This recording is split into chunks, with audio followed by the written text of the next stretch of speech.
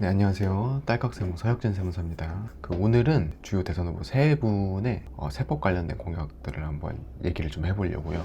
이재명 후보부터 얘기를 해볼 건데요. 생각보다 감세 정책은 없습니다. 기본소득을 보장하겠다 이런 것들은 사실 세금과 관련된 것은 아니니까요. 돈을 풀겠다라는 입장은 분명한 것 같지만 세금과 관련된 정책은 거의 없습니다. 상속증여세 같은 경우에도 특별히 고치겠다 이런 내용은 없었고, 법인세 같은 경우에도 조세 회피를 방지하겠다, 실효세를 강화하겠다 이 정도의 내용이었고, 결국 지금 현재 있는 내용을 조금 더 다듬고 보완해 나가겠다라는 뜻이니까 대단한 어떤 감세 효과를 기대하기는 좀 어렵고, 그 다음에 이제 소득세 같은 경우에는 월세 세액공제를 강화하겠다, 주택 관련한 세액공제가 되게 많은데 이자 비용 세액공제 그런 것들을 좀 아마 넓힐 건가 봐요. 공제 금액도 조금 크게 해줄 것 같고, 근로소득자분들에게 아마 효율이 좀 있을 것 같고, 제 개인적으로는 일부 인원이 당연히 혜택을 받겠지만 그렇게 크진 않을 것 같다라는 생각은 드네요.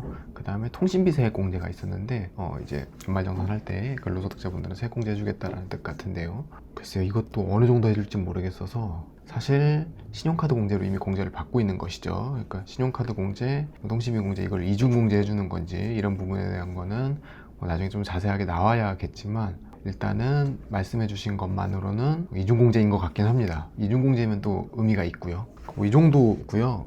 그 다음에 이제 김문수 후보를 얘기를 해보면 이재명 후보랑 완전히 반대입니다. 감세되는 정책을 엄청 많이 내놨고요. 가장 대표적인 거를 보면은 일단 법인세 최고세율 인하가 있었고요. 24% 현재에서 21% 수준까지 내리겠다라는 말이 있었는데, 세수에서 엄청난 감세가 될 거예요. 빈 세금을 도대체 어디서 구할 것인가, 그 정도의 이제 문제점은 있을 수 있겠지만, 법인 입장에서 보면 그 3%가 엄청난 효과가 나올 거고, 상속세의 경우에는 이제 최고세율을 이제 인하하겠다라고 했고요. 그 다음에 배우자간 한국세 폐지하겠다. 그다음에 최대주주 할증제도, 지금은 이제 최대주주가 상속하는 경우에는 할증이 붙거든요. 그거 다 없애버리겠다 라고 했고요. 종합소득세 물가연동제, 이거는 저도 나와봐야 알 것 같아요. 물가가 오르면 오를수록 세율을 좀 낮추겠다라는 뜻인 것 같은데, 어디 가능할런지는 모르겠는데 그런 공약이 있습니다.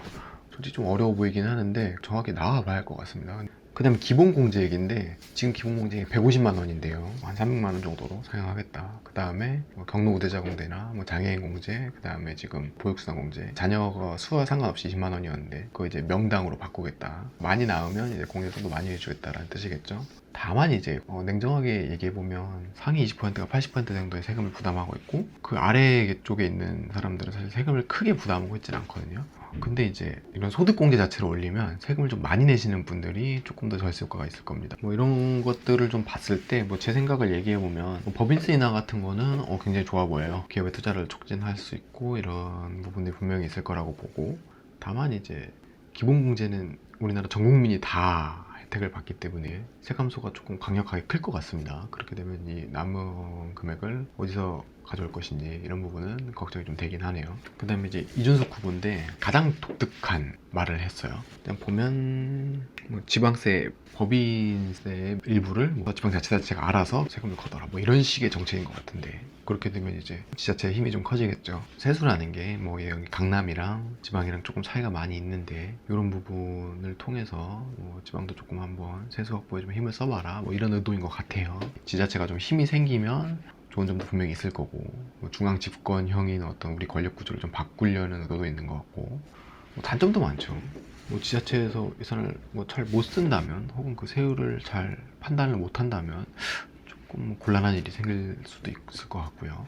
새 후보의 색깔을 보면 이재명 후보는 감세는 생각보다 없습니다. 지금 현행 제도에서 좀 더 다듬고 지금 안 되고 있는 부분을 잘 하게 하자. 다른 부분에서는 이제 만약 기본소득이나 이런 부분에서 많이 뿌려주긴 하지만 돈을 특별히 크게 고치는 건 없는 느낌. 김문수 후보는 세금 관련해서 좀 강하게 감세하겠다라는 뜻인 것 같아요.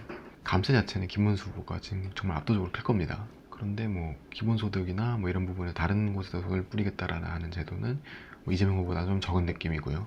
각자의 장단점이 있겠죠. 그 다음에 이준석 후보는 가장 독특한 세금 정책을 내비쳤어요. 지방자치단체 힘을 좀 올리겠다, 그 다음에 중앙 권력의 힘을 좀 낮추겠다라는 느낌의 가장 독특하고 핵심적이지 않나.